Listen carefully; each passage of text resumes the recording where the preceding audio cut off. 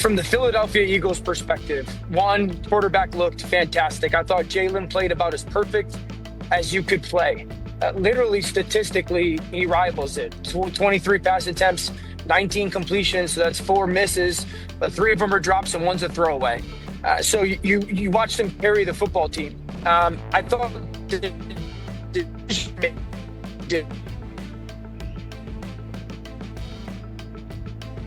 was perfect. I also know there's dead spots in the marriage. This guy's hot right now. This guy's hot right now. I think the second thing is you played your C game. You played your C game and you still win at home against a division opponent, whether you think that the division opponent is a world beater or not. That's encouraging. I think the 2 things that probably have Nick Sirianni's attention, one, the 9 penalties defensively for over 100 yards, not okay. Obviously, the Jalen Carter thing starts it, but the 9 penalties, and I think 3 or 4 of them unsportsmanlike, big deal. So addressing that. And the second thing is, and Rich, all going yesterday morning, leaning into the game, if I was the Cowboys, I'm throwing 80% of my passes opposite Quinyon Mitchell. So they picked on Adoree Jackson, and that's got to have your attention because they had Dallas a ton of success doing that, okay? So those are 2 things that if you're Philly, grab your attention, but you're 1-0. I think from Dallas, it's a double-edged sword for me.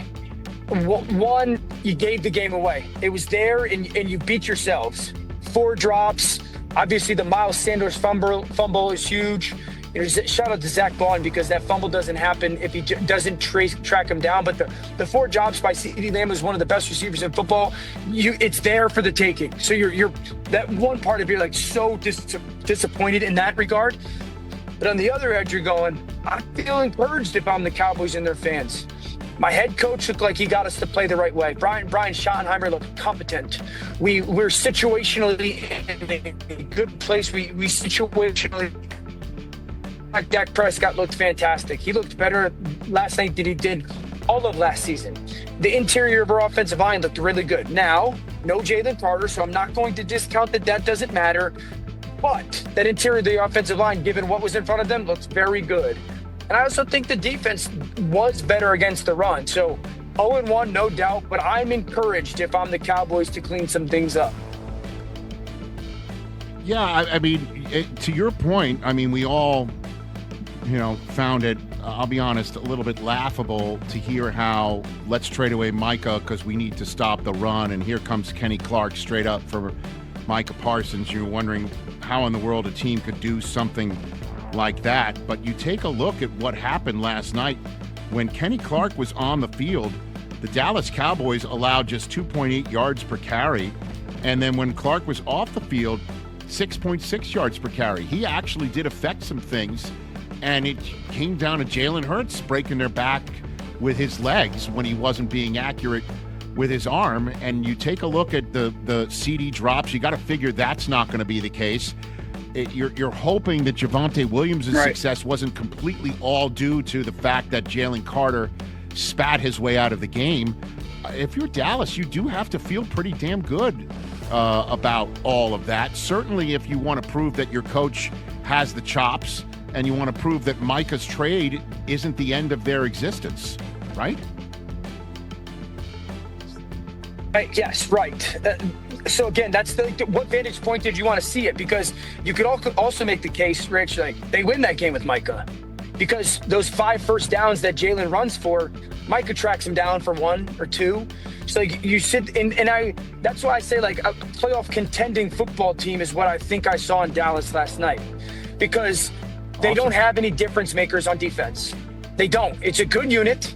It was solid, but they don't. If I look at the Rams, they got Jared Verse. If I look at the Eagles, they got Jalen Carter. If I look at the Tampa Bay Buccaneers, they got Vita Vea, difference maker. And so like you're encouraged by the way the unit played. You sit there and go, it's still lacking that real, specifically front 7 difference maker. Well, I mean, I'm not sitting here obviously saying that they shouldn't have traded Micah. I mean, that's nuts. But what I again, it totally. was an encouraging, execution that you saw last night. The result wasn't, but at least Dallas didn't get blown out, which I thought everyone thought was a possibility. And then you look at the Eagles, you're right. They were lucky to come out with a win last night. that the Cowboys would have 1,000,000% signed for Jalen Carter being kicked out before snap. And, if Saquon is only 60 yards and A.J. Brown doesn't get a single touch or a look until the final drive of the game, they would have signed for that. What about the passing game that you saw last night from Philadelphia moving forward that might be something? Because that was a major concern that caused A.J. Brown to start reading books on the sideline last year, and I'm wondering if that might be an issue for this team this year, Right now, that's not something for me. I think that what I've evolved in my kind of the way I think about and look at Jalen and their passing game is I just think he's one of those rare guys, Rich, that just does whatever is needed on that play to make sure that play is operated the right way and that whatever's needed to win that football game.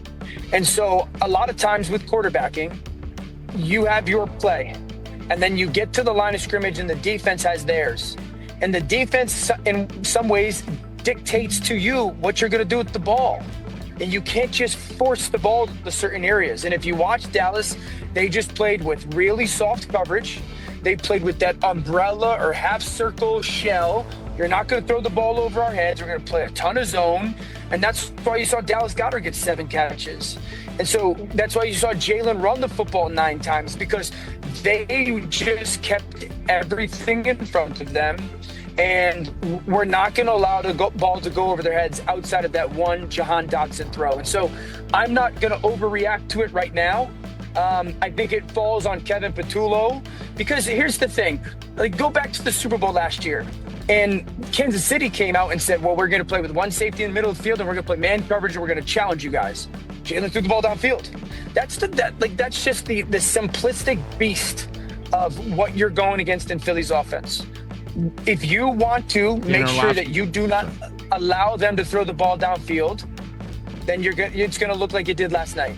Impressive last night. They are much better than I give them credit for. Whatever that Micah Parsons trade might have engendered in that locker room, either Brian Schottenheimer doused that flame, if there was one, or maybe Micah's trade was in fact something that would be welcomed in a locker room, maybe from a quarterback who played his ass off last night in Dak Prescott. They didn't seem to miss Micah Parsons one bit. And what did they do? They stopped the run. They did, in fact, stop the run. We gave up 160-some yard direction, but yes. Dude, they stopped Saquon Barkley, man. They didn't let him go off. That's and true. Jalen Hurts went off. Jalen Hurts got a lot of those yards, obviously.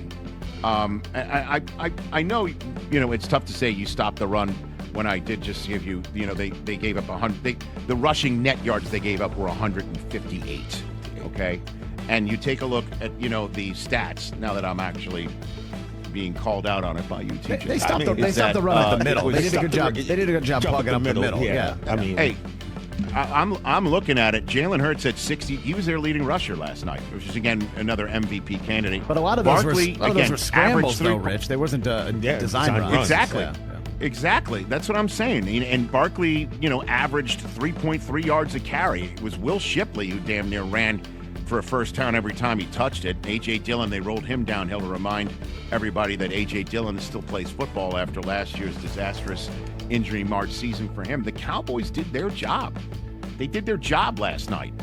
And they did their job last night right before the end of the half. It was a well-executed end of the half setup for Brandon Aubrey.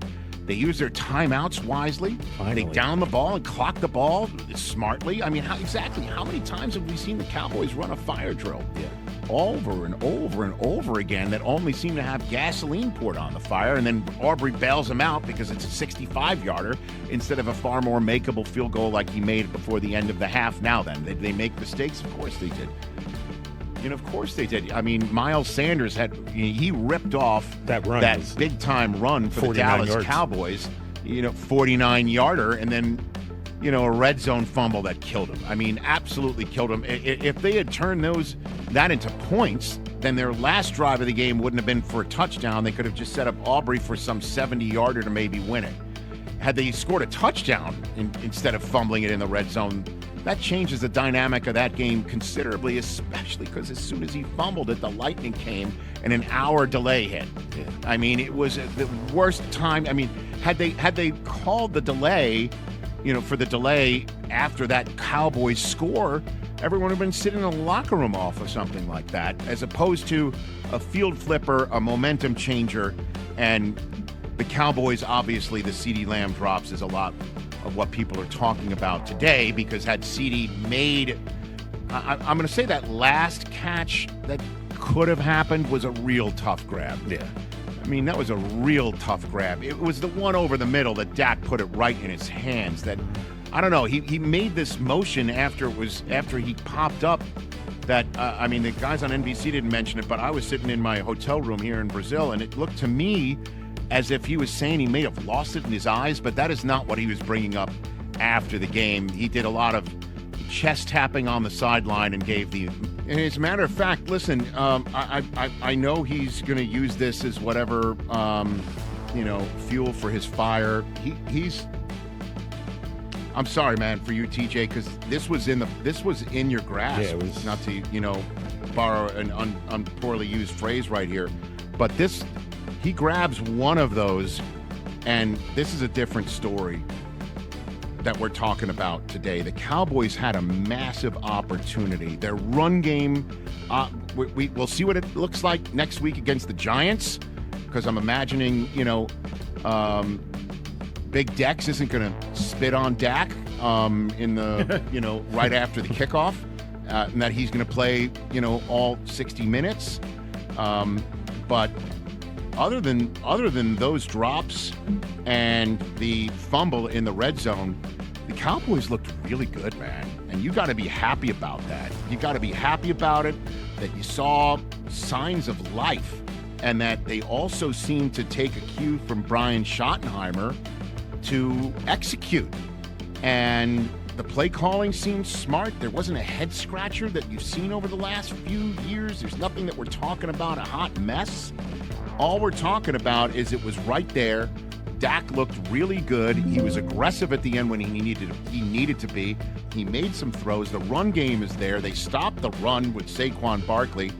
And Schottenheimer had this to say after the game about CeeDee and the team's chances moving forward. I still think we can win a Super Bowl. That's the goal, Todd. It's not going to change. I mean, we got the right type of guys. We got good players. Again, like I said, you saw what we're capable of in the first half offensively. You saw what we're capable of in the second half defensively. We just got to put the game together in a more complementary fashion, because that's what we're capable of. And, we lost the turnover battle. That affects some things, right? We lost 1-0, and, we're all about the ball, and we got to protect it better, and got to try to create some takeaways on defense. I mean, we will see moving forward. They go home, and we all know they've played worse at home than they have on the road. But the fact that they made it this close, maybe, TJ, that's why I did not hear from Karl Anthony Towns at all last night. And there might not be any horn band coming into the studio today yet. Not a single. Dang it. Not a single lick. The stage is set up. And obviously they're at Chicago. I know, right? They're at Chicago, home for Green Bay, at the Jets, at Carolina. You take a look at the way that the Cowboys played last night, and you really have to really feel good about their home date against the Giants, despite losing this one in Philadelphia, TJ. Yeah, look, I can look at this from the disgruntled fan point of view and be like, you played well, but we lost, which we did. But there are some things that give me hope. Jalen Hurts, I'm not an all-22 guy like you always say. I'm not a tape watcher. I did see massive holes in the middle of our defense where Hurts, like Chris said earlier, he was able to scramble around, score touchdowns, and get loose. I'm going to imagine that the defensive coordinator, this team, will, make those adjustments on defense so that doesn't happen again. And that, Rich, that gives me hope that I think the problems that we had can be fixed. So, yeah, I'm kind of, I was a little down yesterday, like not knowing what to expect, but I do have a little bit more hope today. I mean, I think as well as you played, the one thing that really stood out, you kind of needed a pass rusher last night. Yeah. And, that probably would have helped if you had 11 out there. They were able to, in the second half, they were able to get Jalen off the spot, and you could see, like Eberflus was blitzing Diggs from the corner spot. They were bringing some people in directions that Jalen wasn't seeing. It's just, I have a feeling, guys, we're going to see Jalen Hurts do this to everybody. And it's not just the Dallas Cowboys. Yeah, but do what?